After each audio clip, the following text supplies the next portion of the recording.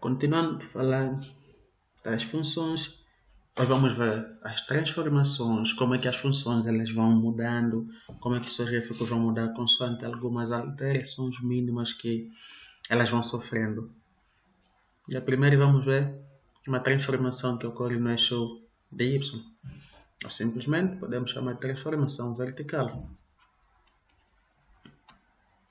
Então, supondo que temos uma função f de x, que a gente conhece a função f de x, nos mandam achar uma nova função, ou o gráfico da nova função g de x. Lembre-se que o gráfico da função f de x é conhecida, e mandam-nos achar o gráfico da função g de x, que é igual à função f de x mais c. Então, qual será esse novo gráfico? Basicamente o quê? O meu gráfico g de x será o gráfico da função f de x, que vai mover c unidades no eixo dos y. Lembre-se que aqui podemos ter mais ou menos. Se for mais, ele vai mover c unidades para cima. Se for menos, vai mover c unidades para baixo no eixo do y. Então, vamos só tentar esboçar um exemplo rapidinho. Por exemplo, se nós temos o gráfico f de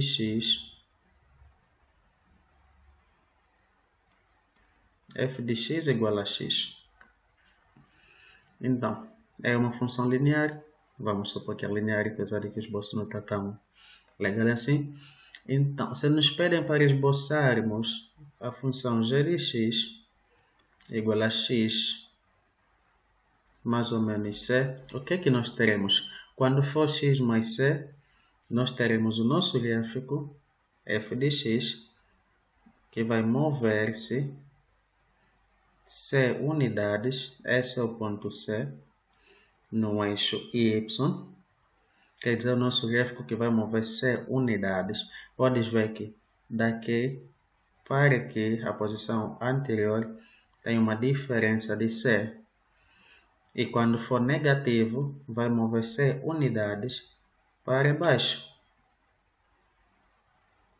Então, podemos ver mais uma vez que a diferença entre a original e a g de x é de c unidade. Essa aqui é a transformação vertical, quando adicionamos uma constante a uma função cujo gráfico já é conhecido. Vamos ver a transformação no eixo horizontal. No eixo horizontal, o que é que nós teremos? Mais uma vez temos uma função f de x horizontal.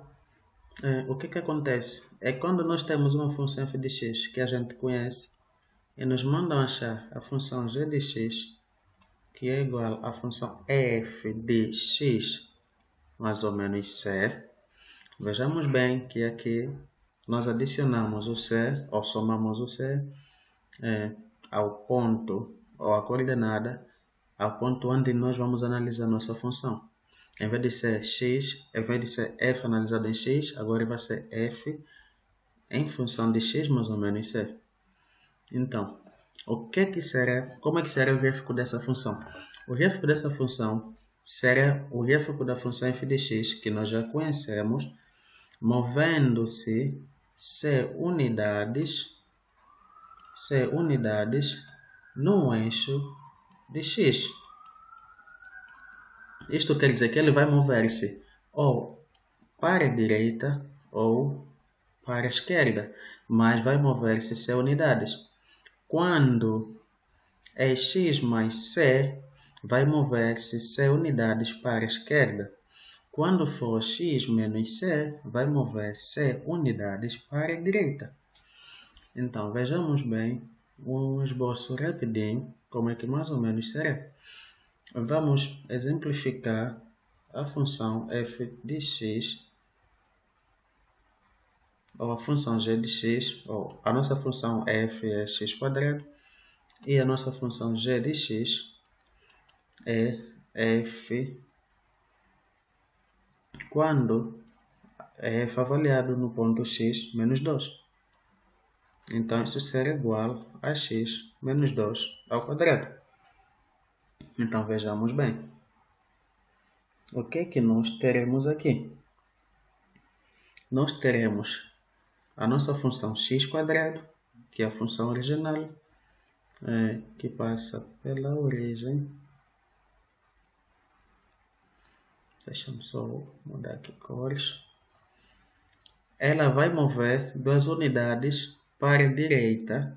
Veja bem, vai mover duas unidades para a direita, porque aqui temos menos 2. Então, a nova vai passar aqui no ponto 2. Esta aqui é a função g de x, enquanto que a primeira, a preta, é a função f de x. Essa que nós vamos lhe transladar, vamos lhe mover. A terceira mudança que vai ocorrer em relação a esses eixos, mas não mudando, não refletindo de eixos, vai ser a mista. A mudança mista é basicamente quando as duas se encontram. Então é melhor ver um exemplo. Por exemplo, a função f de x igual a x menos 2, que já vimos ao quadrado, mais 4. Como é que vai ser? Ela é mista, então vamos fazer os dois passos, primeiro em vertical, ou podemos fazer primeiro, vamos fazer primeiro em horizontal, depois vamos lhe mover na vertical. Então, como nós sabemos, essa função aqui originalmente é quadrática, então vamos ter ela movida duas unidades para a direita, como vimos aqui no exemplo anterior. Então vai ser a função vermelha, aqui no ponto 2, vou ter a função vermelhinha. Depois a mesma função, eu vou lhe mover 4 unidades no eixo de y. Para cima, vou mover 4 unidades. Então, a minha última função, se aqui for o ponto 4, vai se encontrar aqui no ponto 4. Esta aqui é a minha função f de x. Sofreu uma transformação mista. Agora vamos ver algo bem rapidinho, que é as reflexões. Vamos ver primeiro a reflexão. Vamos ver a reflexão sobre o eixo x. Reflexão em xx.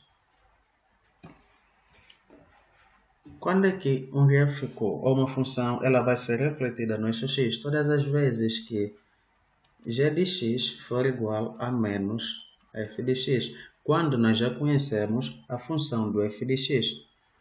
Por exemplo, se nós temos f de x for igual a x quadrado, então o que é que vai ser o meu g de x? Vejamos bem. F de x é igual a x quadrado. Aqui eu tenho f de x.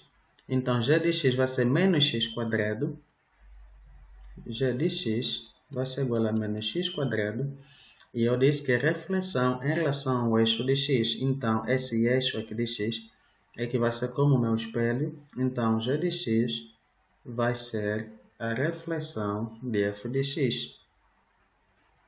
E esse aqui é o meu g de x. Uma vez visto a reflexão em x, agora vamos ver a reflexão em y para a gente terminar com o calendário de hoje. Reflexão em y. Então, a condição é ter sempre uma função cujo gráfico é conhecido e vamos nos pedem para achar o gráfico de uma nova função, mas que desta vez ela equivale a f de menos x, da função que nós já conhecemos. Então, o que é que acontece? Quando temos esse tipo de caso, a nossa função g de x será a reflexão ou a imagem da função f de x. como se fosse uma imagem espelhada. Então, vamos ver um exemplo. Se f de x for igual a raiz de x, isso quer dizer que g de x será igual a raiz de menos x. Então, o que é que nós teremos? Temos aqui o plano cartesiano. Nós sabemos que raiz quadrada de x, vamos a vermelho, ok? Raiz quadrada de x, esse é o gráfico da raiz de x. Então, esse é o nosso f de x. Porém, já que isto caracteriza g de x igual a f de menos x, caracteriza a reflexão de f de x no eixo y. Estamos a ver ao longo deste y, logo g de x vai ser